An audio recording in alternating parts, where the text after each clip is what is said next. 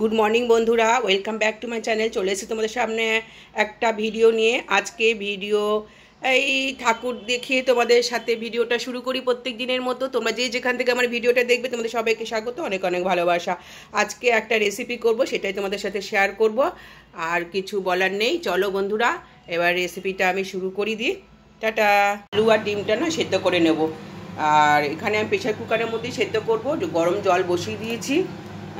আলুটা আগে আগে ছেড়ে দিচ্ছি। দেখো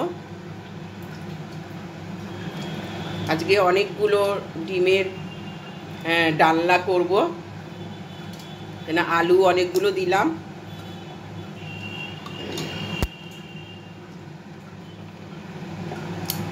দিয়ে ঢাকনাটা দিয়ে দেবো আর একটু নুন দিয়ে দেবো। আমি ধুইনি, জানি গরম জলের মধ্যে দিলেই সব ছেড়ে যাবে। আর একটু এই যে নুন দিয়ে দিচ্ছি। এবার আমি এই ঢাকনাটা দিয়ে, ঠিক আছে বন্ধুরা, সেদ্ধ হয়ে যা। তো দেখো ডিম আলুটা আমি ছুলে নিয়েছি, আর এখানে আমি মশলা করে রেখেছি। এবার ডিম আলুটা আমি ভেজে নেব। তেল দিয়ে দিয়েছি, সাদা তেল দিয়েছি। এখানে আমি একটু নুন দিয়ে দিলাম, ডিম আলুটা ভাজার জন্য একটু নুন দিয়ে দিলাম, হাত দিয়ে দিচ্ছি বন্ধুরা। আর এখানে একটু হলুদও দিয়ে দিলাম। এবার এখানে যে ডিমগুলো রেখেছি, এই ডিমগুলো সব আমি কড়াইতে দিয়ে দিচ্ছি। তোমরা সবাই জানো ডিমের তরকারি রান্না করতে, ডিমের ডালনা, ডিমের কষা, তোমরা সবাই জানো রান্না করতে। তো আমি আজকে ভাবলাম যে ডিম যখন রান্না করছি তার ডিমটা একটু শেয়ার করে দিই। ডালনা এই ডিমটা আমার ভাজা হয়ে গেলে তারপরে আমি আলুটা ভেজে নেব। আমার তো ডিমের ঝোল, ডিমের তরকারি, ডিমের কষা, ডিম ডালনা ভীষণ খেতে ভালো। ডিম আমি ভীষণ ভালোবাসি, মাছ মাংসর থেকে আমার খুব ভালো লাগে। আমি ডিমটা ভেজে তুলে, আলুটা ভেজে তুলে নিচ্ছি। আমি আলুটা ভাজতে দিয়ে দিয়েছি, ডিমটা তুলে নিয়েছি, আলুটা ভাজতে দিয়ে দিয়েছি। আলুটা ভাজা হয়ে গেলে আবার আমি এই কড়াইতে একটু তেল দিয়ে দেবো, দিয়ে ফোড়ন দেব, তারপরে মশলাগুলো ভেজে নেব। তোমরা সবাই জানো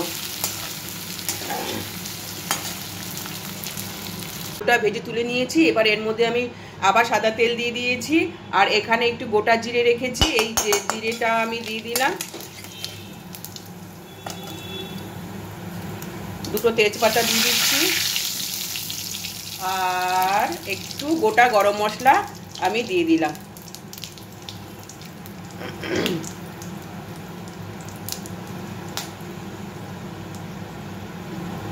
জিরেটা আমার ফোড়ন হয়ে গেছে। এবার আমি এখানে রসুন রেখেছি, রসুন দিয়ে দিলাম।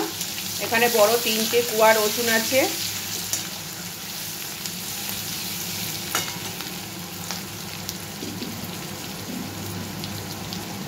আমি একটু চিনি অ্যাড করছি আগে, তাহলে কি হবে, একটু লাল, মানে চিনিটা যদি তেলের মধ্যে দাও না তাহলে একটু লাল লাল হয় রেসিপিটা। আচ্ছা, হয়ে গেল। এইবার আমি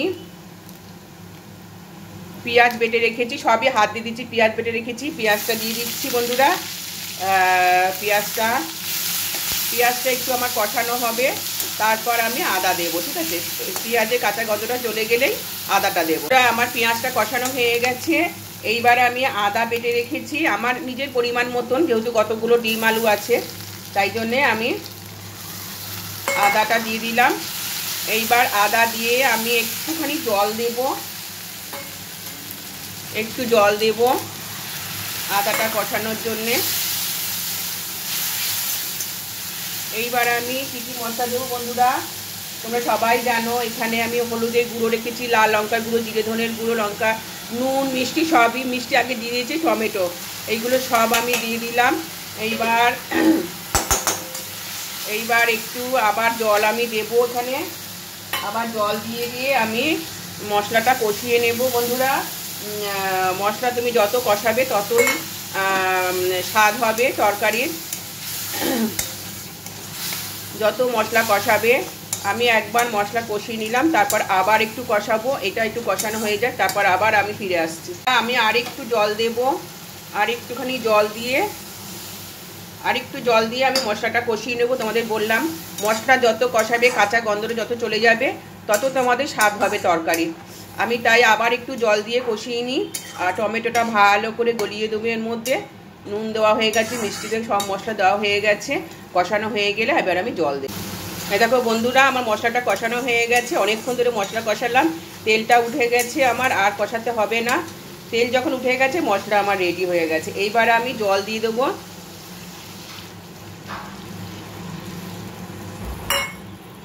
জলটা দিয়ে দিলাম। এবার ফুটে গেলে তারপরে আমি আলুগুলো দিয়ে দেবো। আর নামাবার সময় ধনে পাতা দেবো। এখন আর গরম মশলা দেবো না, ধনে পাতা দিলে খুব ভালো লাগে খেতে। বন্ধুরা দেখো ঝোলটা তো ফুটে গেছে। এবার আমি আলুগুলো দিয়ে দিই। আলুগুলো দিয়ে দিলাম। আলুগুলো একটু কুক হোক, এর ভেতরে একটুখানি ঝোল আর নুন একটু ঢুকে গেলে, আর এই ঝোলটা আমার একটু কমে গেলেই আমি ডিমগুলো দিয়ে দেবো আর ধনে পাতা দিয়ে দেবো। তাহলে আমার ডিমের ডালনা রেডি একদম।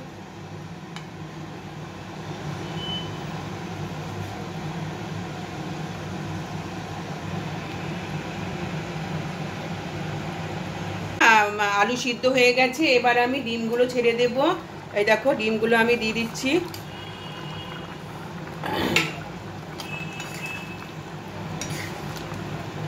ডিমগুলো দিয়েও আমি একটু ফুটিয়ে নিই। কত সুন্দর কালার এসছে। তোমরা হয়তো দেখতে পাচ্ছ সাদা, কিন্তু আমি দেখতে পাচ্ছি কালারটা খুব ভালো হয়েছে। ঝোলটা আর একটু ঘন হয়ে গেলেই আমার ডিমের ঝোল হয়ে যাবে। এবার আমি একটু ধনে পাতা দিয়ে দেবো। বন্ধুরা আমার দেখো এবার হয়ে গেছে। এবার আমি ধনে পাতা দিয়ে দিচ্ছি। ধনে পাতাটাই লাস্ট।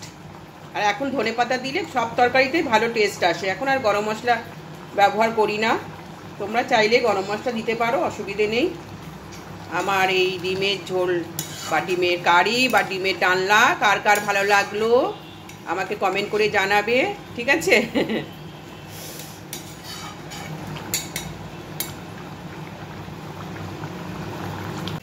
এই দেখো বন্ধুরা, আমার ডিমের ডালনা হয়ে গেছে। আমি নামিয়ে নিয়েছি বাটিতে অফ ক্যামেরায়।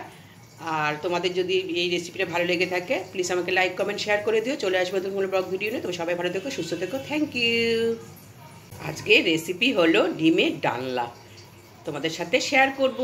আমি আমার ঠাকুরকে দর্শন করিয়ে আমি ডিমের ঝোল রান্না করব, তোমরা দেখবে। চলো দেখতে থাকো।